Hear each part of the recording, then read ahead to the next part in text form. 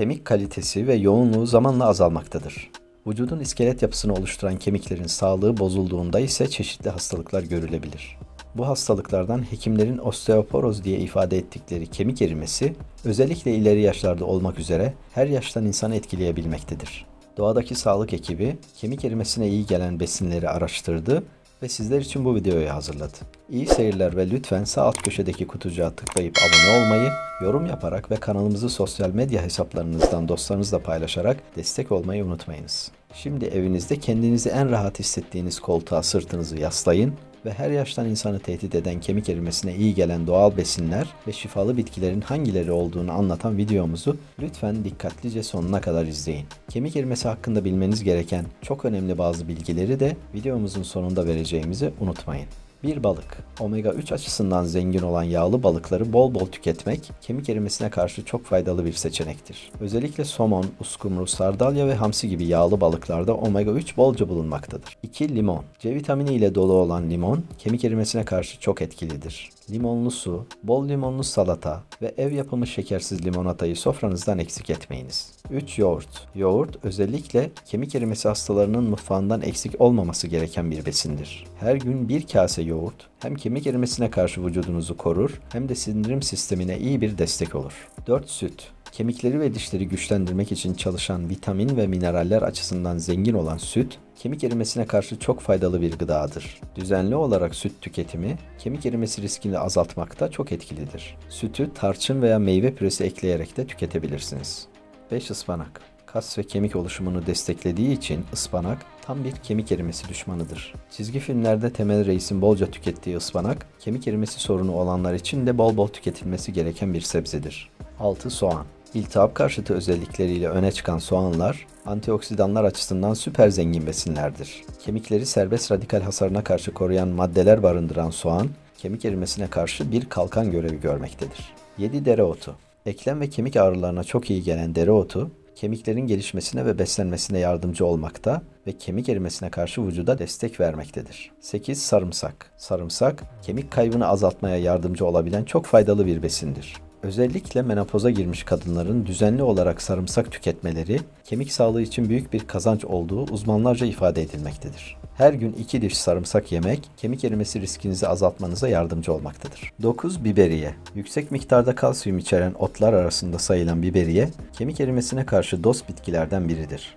Birkaç dal biberiyeyi taze olarak salatalarınıza ekleyebilir, baharat olarak yemeklerde kullanmayı alışkanlık haline getirebilir ya da düzenli olarak biberiye çayı içerek kemiklerinizi güçlendirmek için harika bir destek vermiş olursunuz.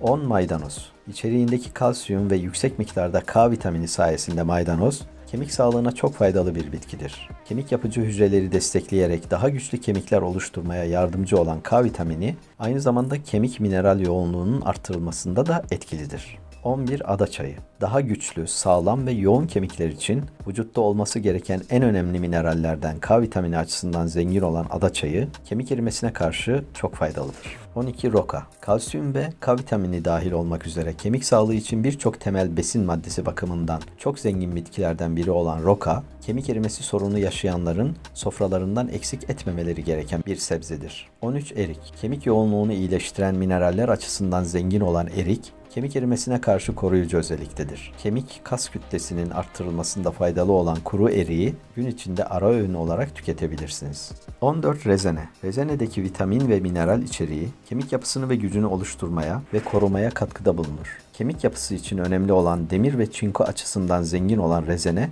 kemik erimesine karşı çok iyi bir yardımcıdır. 15. Marul. En fazla kalsiyum içeren bitkiler arasında bulunan marul, kemikleri güçlendirmek açısından en önemli sebzelerdendir. Bu nedenle kemik erimesine karşı salatalarınızdan marulu eksik etmemenizde faydalar var. 16. Brokoli. Mineral ve demir zengini brokoli, A, E ve C vitaminleri bakımından zengin olduğu ve yüksek kalsiyum içeriği nedeniyle kemik erimesine karşı çok etkili bir sebzedir. Kemik erimesine karşı brokoliyi suda çok az haşlayarak tüketiniz. Brokoliyi haşladığınız suyu da atmayıp içiniz çünkü bu su kemik erimesine karşı çok faydalıdır. 17. Badem. Yüksek oranda kalsiyum içeren badem, kemik sağlığı için çok önemli bir besindir. Süt ile bademi birlikte tüketirseniz, kemik erimesine karşı vücudunuza çok iyi bir destek sağlamış olursunuz.